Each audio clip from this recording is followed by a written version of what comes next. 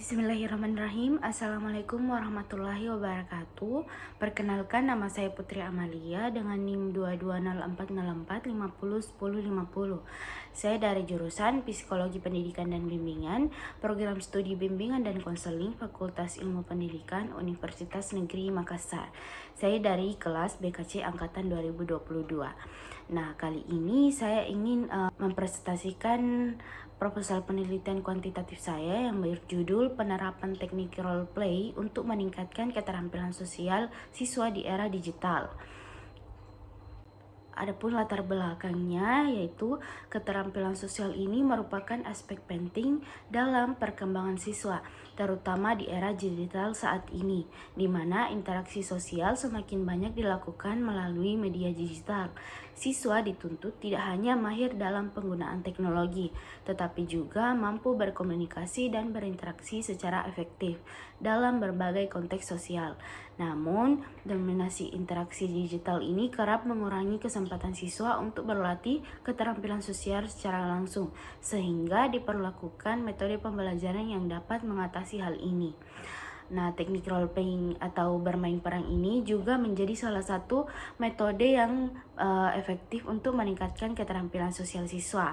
Dengan bermain peran, siswa dapat mensimulasikan situasi sosial nyata sehingga mereka berlatih komunikasi, kolaborasi, serta mengembangkan empati dan kemampuan negosiasi mereka. Adapun rumusan masalah dari penelitian ini, yang pertama, bagaimana penerapan teknik role play dalam pembelajaran di era digital.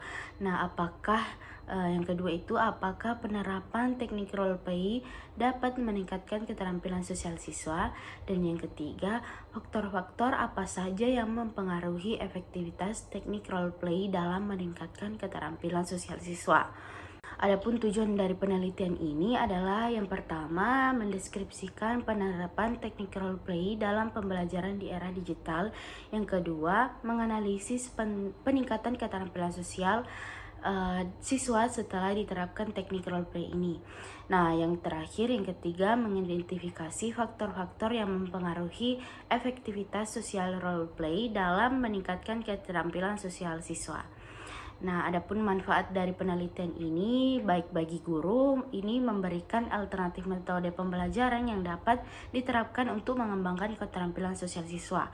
Yang kedua, bagi siswa, membantu siswa dalam meningkatkan keterampilan sosial mereka seperti komunikasi, kerjasama, dan empati. Dan yang ketiga, bagi sekolah menjadi bahan pertimbangan dalam merancang program pembelajaran yang inovatif dan relevan dengan kebutuhan zaman.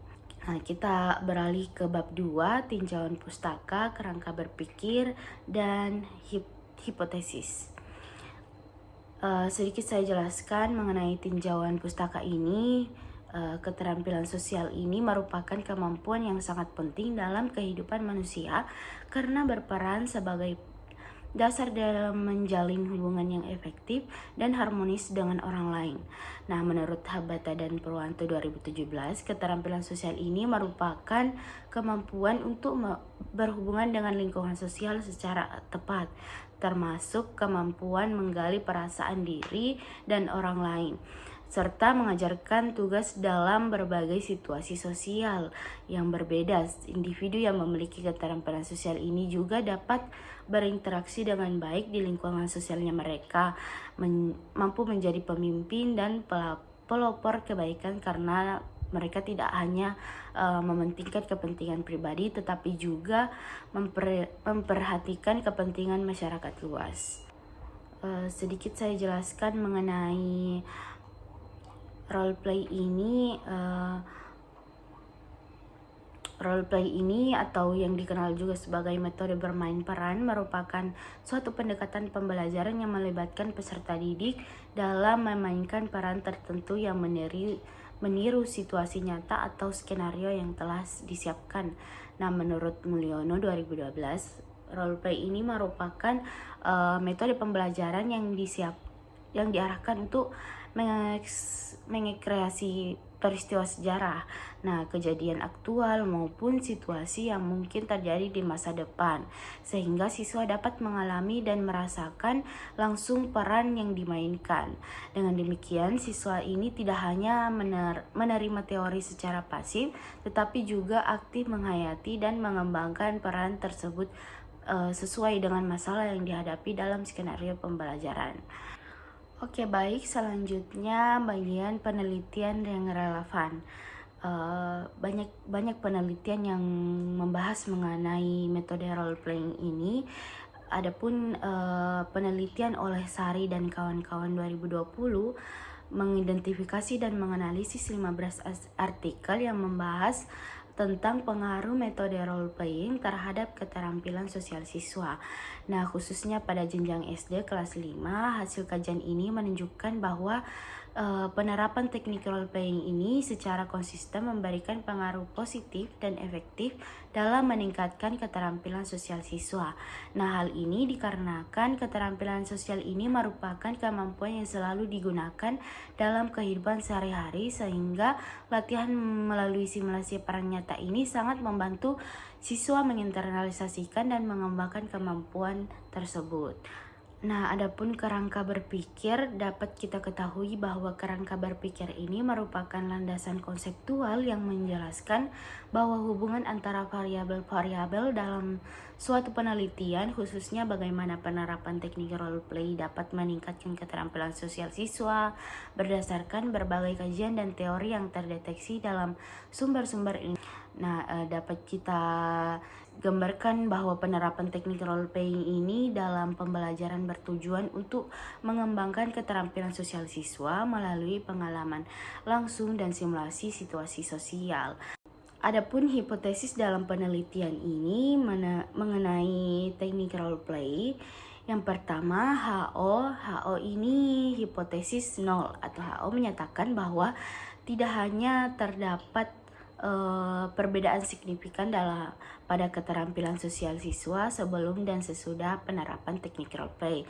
Artinya di sini penggunaan metode role play ini tidak memberikan dampak yang berarti terhadap peningkatan keterampilan sosial siswa. Sebaiknya kalau hipotesis alternatif atau HI ini menyatakan bahwa terdapat perbedaan yang signifikan pada keterampilan sosial siswa setelah penerapan teknik role play, yang berarti metode ini efektif dalam meningkatkan keterampilan sosial siswa. Selanjutnya kita beralih ke bab 3, metode penelitian. Dalam pendekatan dan jenis penelitian ini menggunakan pendekatan kuantitatif dengan jenis penelitian question eksperimen. Pendekatan kuantitatif dipilih karena penelitian ini bertujuan untuk mengukur secara objektif pengaruh penerapan teknik role play terhadap keterampilan sosial siswa. Question eksperimen ini digunakan karena peneliti membandingkan dua kelompok atau kelompok eksperimen dan kelompok kontrol tanpa pengecapkan penuh, namun tetap berusaha sehingga validitas internal melalui desain pretest dan posttest. Desain ini umum digunakan dalam penelitian pendidikan yang bertujuan menguji efektivitas suatu intervensi di lingkungan sekolah.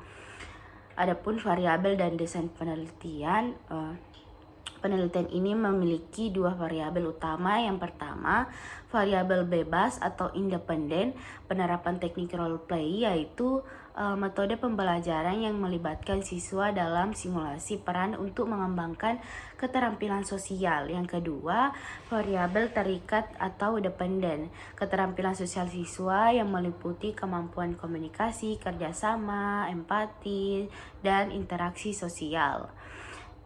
Adapun definisi operasional variabel, yang pertama, penerapan teknik role playing atau variabel bebas ini adalah teknik role play dioperasionalkan sebagai metode pembelajaran yang melibatkan siswa dalam memainkan peran tertentu sesuai skenario yang telah disediakan.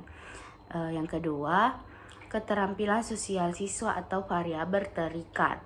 Ini keterampilan sosial yang dioperasionalkan sebagai kemampuan siswa untuk berinteraksi secara efektif dengan teman sebaya dan lingkungan sosial mereka.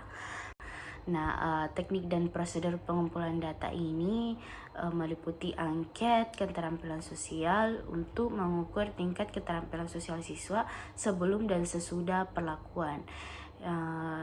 Adapun wawancara dan dokumentasi untuk memperkuat data kuantitatif dengan data mengenai proses dan hasil pembelajaran.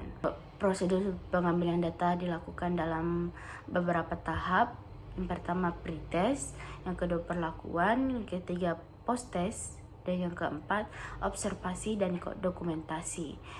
Nah, adapun instrumen penelitian, angket keterampilan sosial yang telah divalidasi oleh ahli untuk mengukur aspek komunikasi, kerjasama, empati, dan partisipasi sosial. Nah, adapun teknik analisis data digunakan dalam analisis statistik kuantitatif, yaitu uji normalitas dan homogenitas untuk memastikan data memenuhi syarat analisis parametrik. Nah, uji T atau Pareto sample test dan independent sample test untuk mengetahui perbedaan signifikan antara nilai-nilai pretest dan post-test, baik dalam kelompok eksperimen maupun antara kelompok eksperimen dan kontrol. Yang terakhir, analisis deskriptif untuk mendeskripsikan peningkatan keterampilan sosial siswa secara umum. Nah, itu saja hasil proposal penelitian kuantitatif saya. Demikian yang saya jelaskan.